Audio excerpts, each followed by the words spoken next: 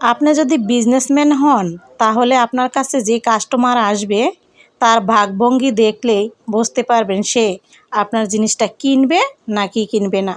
কারণ কিছু কাস্টমার আসে এসে উল্টাপাল্টা প্রশ্ন করে, উল্টাপাল্টা দেখবে। আপনার দোকানের সব দেখিও তাকে পছন্দ করাতে পারবেন না। আর যারা নেওয়ার জন্য আসে বা যারা যেটা কেনার জন্য আসে তারা কিন্তু অতটা দেখবে না, 2-4টা দেখি তাদের পছন্দ হয়ে যাবে। এমনও কাস্টমার আছে তারা বলে একটা জিনিস খোলার দরকার নাই, বলেন এটা কত টাকা বিক্রি করবেন। তখন সেই কাস্টমারের কাছে আপনার লিমিট মতো দাম চেয়ে বিক্রি করে দেওয়াটাই উচিত। আর যারা এরকম উল্টাপাল্টা কাজ করবে, যেমন একটার পর একটা দেখলো, আপনি তাদেরকে দেখিও মন ভরাতে পারছেন না, তার কাছ থেকে আপনিও সচেতন হয়ে যাবেন। তাকে বেশিও দেখাতে যাবেন না আর তার সাথে প্রাইসটাও কম করে বলবেন না, কারণ সেটা বলার মূল্য সবাই রাখতে জানে না। তাই যারা নতুন বিজনেসম্যান তারা বুঝে শুনে কাস্টমারদের সাথে কথা বলবেন এবং দেখাবেন তাদেরকে প্রয়োজন অনুযায়ী।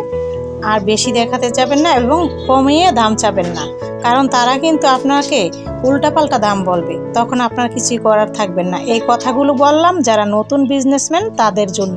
সম্মানিত দর্শক, আসসালামু আলাইকুম। আমি ফাতেমা বলছি নারায়ণগঞ্জ থেকে। সবাইকে ওয়েলকাম জানিয়ে শুরু করছি নতুন আরও একটি লাইফস্টাইল ব্লগ। আশা করছি সম্পূর্ণ ভিডিওটি শেষ পর্যন্ত দেখবেন, ইনশাল্লাহ ভিডিওটি আপনাদের কাছে ভালো লাগবে। তো অনেকদিন ধরে আমার বিজনেস নিয়ে কিছু কথাই বলি না, আর কাস্টমার আসলেও আপনাদের সাথে শেয়ার করি না, আর অর্ডারে যে আসে সেলাই টেলাই সেগুলো শেয়ার করা হয় না। আর ঈদের পরপর একটু চাপ কমই থাকে। তাছাড়া আমার নিজের শরীরটাও বেশি একটা ভালো না, অনেকগুলো কাজ জমে আছে, সেগুলো আমি সেলাই করতে পারতেছি না। আর 3 পিস টুকিটাকি আল্লাহর রহমতে বিক্রি হয়, একদম যে অনেক বেচা কিনা তা না, ঘরে বসে যাই টুকিটাকি বিক্রি করতে পারি ওইটাই আলহামদুলিল্লাহ। আমার টুকিটাকি হাত খরচ এবং আমার যেটা শখ চাহিদা ছোটোখাটো সেগুলো আমি পূরণ করতে পারি ইনশাআল্লাহ। তো এই যে এখানে এখন দুপুরকার রান্না টান্না বসিয়ে দিলাম। শেফালি আসছে, ও থালাবাটি ধুইতেছে, ওর আবার আসতে লেট হয়ে গেছে। তো আসছে এটাই অনেক কিছু, কারণ আমার যেটা প্রয়োজন হয়েছে সেটা আমি ধুয়ে নিয়েছি আর বাদ বাকিটা ও ধুয়ে নিচ্ছে। তো এই পাশে লাউ চিংড়ি রান্না করব আর ভর্তা করব, শুটকির ভর্তা করব, কালো জিরার গুঁড়া করব। এ দিয়ে কিন্তু হয়ে যাবে, কারণ কালো জিরাটা মরণবেদী সব রোগের ঔষধ কালো জিরা। কালো জিরা আমরা সবভাবেই খেতে পারি, আর এইভাবে গুঁড়া করে কাচের বয়ামে ভরে যদি রাখেন তাহলে অনেক দিন খাওয়া যায়। আর তরকারি যখন আপনি রান্না করবেন, প্রতিদিনই আমাদের কি একটা টেনশন থাকে আমরা কি কি রান্না করব না করব, তখন দেখা গেছে 2-1 পদ তরকারি হলে আর কালো জিরা থাকলে আর কিছুই লাগে না, কারণ এটা তো থাকি। তো আমি এখানে শুটকির ভর্তা, লাউ চিংড়ি, কালো জিরার গুঁড়া রেখে দিয়েছি। রান্নাটা আমার শেষ।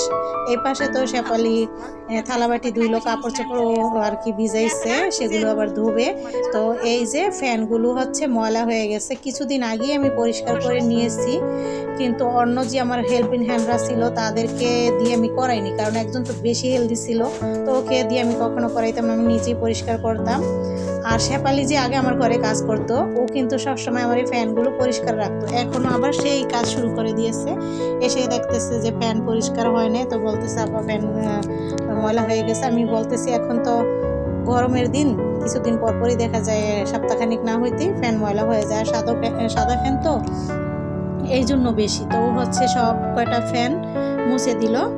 আর এই তো দুপুরের খাওয়া দাওয়া আপনাদের সাথে শেয়ার করিনি, এটা আসরের সময় চা খেয়ে নেওয়া হলো। এটা আবার